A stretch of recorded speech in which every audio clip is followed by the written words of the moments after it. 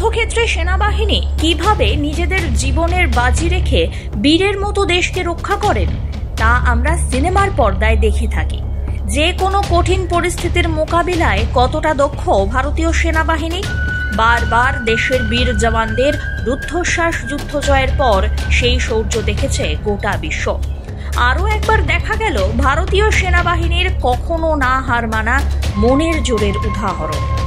জম্মু ও কাশ্মীরের বারামুলা জেলার গুলমার্গ সেক্টরে এলওসিতে মোতায়েন ভারতীয় সেনা ইউনিট তুষারের মোটা আস্তরণ এবং প্রতিকূল আবহাওয়ায় কিভাবে তাদের বিভিন্ন অভিযান সম্পন্ন করেন তা নিয়ে অসাধারণ দক্ষতা প্রদর্শন করলেন তারা।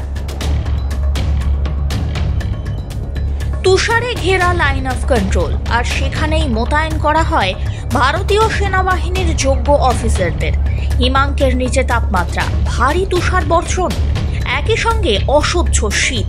সেখানে প্রত্যেকটি মুহূর্ত লড়াই করতে হয় দুর্ধর্ষ প্রকৃতির প্রতিকূলতার সঙ্গে, কিন্তু তারই মাঝে দেশের গরিমা এবং দেশবাসীর নিরাপত্তা বজায় রাখতে সদা সর্বদা পাহারায় থাকেন সশস্ত্র সেনাবাহিনীর জওয়ানরা।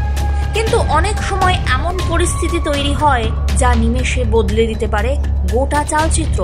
সেই সব প্রতিকূলতাকে জয় করে কিভাবে নিজের কর্তব্যে অবিচল থেকে অসাধ্য সাধন করেন সেনা জওয়ানরা, তারই মহড়া এবং সুন্দর প্রদর্শনী হয়ে গেল উত্তর কাশ্মীরের এই সেক্টরে।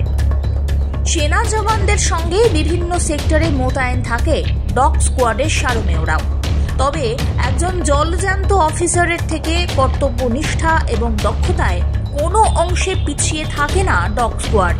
মোটা বরফের আস্তরণের মধ্যে দিয়ে বিপদে পড়া সেনাকে উদ্ধার করা হোক কিংবা শত্রুপক্ষকে শনাক্ত করা, সবকিছুই তারা করে অসাধারণ দক্ষতার সঙ্গে। প্রদর্শনীতে উঠে এলো সেই সবকিছুর টুকরো ছবি। দেশের জন্য এক কথায় প্রাণ দিতেও পিছপা হন না ভারতীয় সেনাবাহিনীর বীর জওয়ানরা, আর তারই নিদর্শন দেখা যায় এই দিনের এই মহড়ায়। Bureau report, one India Bangla.